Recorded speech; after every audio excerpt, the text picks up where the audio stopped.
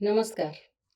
પ્રસ્તુત વિડીયોમાં આપણે જોઈશું NASGSમાં સામાજિક વિજ્ઞાન વિષયમાં કેવા પ્રકારના પ્રશ્નો પૂછાઈ શકે તેનું ઉદાહરણ. આપ સૌ સમક્ષ એક પ્રશ્ન મૂક્યો છે. જાપાન એક વધુ વસ્તીવાળો નાના કૃષિ ક્ષેત્ર ધરાવતો દેશ છે. ડાંગર અહીંનો મુખ્ય પાક છે. ઉપર દર્શાવેલ મુખ્ય કથનોને આધારે ત્યાં કરવામાં આવતી ખેતીને ઓળખો. આપ સૌ સમક્ષ આ પ્રશ્ન છે.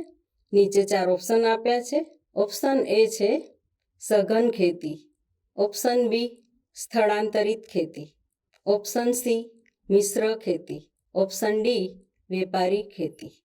આપ સૌ જોઈ શકો છો કે વિદ્યાર્થીઓએ જો આ 4 ખેતીના પ્રકારની સંકલ્પનાઓ સિદ્ધ કરી હશે. આ 4 ખેતીના પ્રકાર છે સઘન ખેતી, સ્થળાંતરિત ખેતી, મિશ્ર ખેતી અને વેપારી ખેતી. તેની સંકલ્પનાઓ વિદ્યાર્થીઓમાં સિદ્ધ થઈ હશે તો વિદ્યાર્થીઓ આ પ્રશ્નનો જવાબ સારી રીતે આપી શકશે. માત્ર ગોખણપટ્ટીનું મૂલ્યાંકન આ પ્રશ્ન દ્વારા નથી થતું, પરંતુ વિદ્યાર્થીઓની સમજની આ પ્રશ્ન દ્વારા ચકાસણી થાય છે.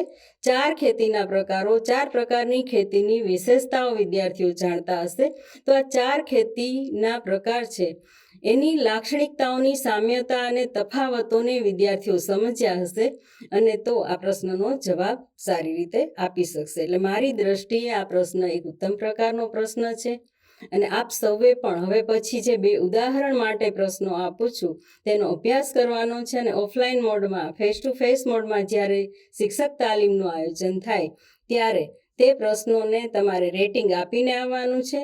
તે પ્રશ્ન લર્નિંગ આઉટકમ આધારિત છે કે કેમ, તેમજ આપણે જે પ્રશ્નોના લક્ષણો જોયા કે સારા પ્રશ્ન કેવા હોવા જોઈએ તે બાબતોને ધ્યાને રાખી અને આ પ્રશ્નોનું રેટિંગ કરી શિક્ષક તાલીમમાં આવો ત્યારે આવવાનું છે. તો આપણે જોઈએ એ 2 ઉદાહરણ. આપ સૌ સમક્ષ આ એક ઉદાહરણ છે.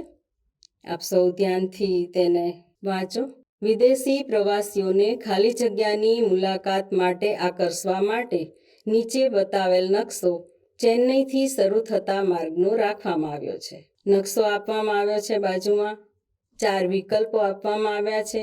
વિકલ્પ એ ભારતના બૌદ્ધ યાત્રાધામો, વિકલ્પ બી ભારતની રાજપૂત હેરિટેજ સાઇટ્સ, વિકલ્પ સી ભારતના જૈન યાત્રાધામો અને વિકલ્પ ડી ભારતની ઇસ્લામિક હેરિટેજ સાઇટ્સ.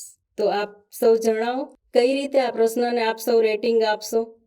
આપ તાલીમમાં આવો ત્યારે આપે અભ્યાસ કરીને આવવાનું છે કે આ પ્રશ્ન કયા પ્રકારનો છે, રેટિંગ આપીને આવવાનું છે. લર્નિંગ આઉટકમ આધારિત આ પ્રશ્ન છે કે કેમ અને શા માટે તમે તેને કોઈ રેટિંગ આપો છો તો શા માટે 1 થી 5માં કયું રેટિંગ આપ્યું છે તેનું કારણ જણાવવાનું છે. બીજું ઉદાહરણ આપ સૌ માટે અહીં રજૂ કરું છું. તાજેતરના વર્ષોમાં વિવિધ ભારતીય રાજ્યો વચ્ચે સામાન્ય કુદરતી સંસાધનોની માલિકી અથવા ઉપયોગ કરવા અર્થે સંઘર્ષો થયા છે. આ સંસાધન કયું છે? વિકલ્પ એ નદીનું પાણી, વિકલ્પ બી દરિયાનું પાણી, વિકલ્પ સી ખનિજો અને વિકલ્પ ડી વન્ય પેદાશ.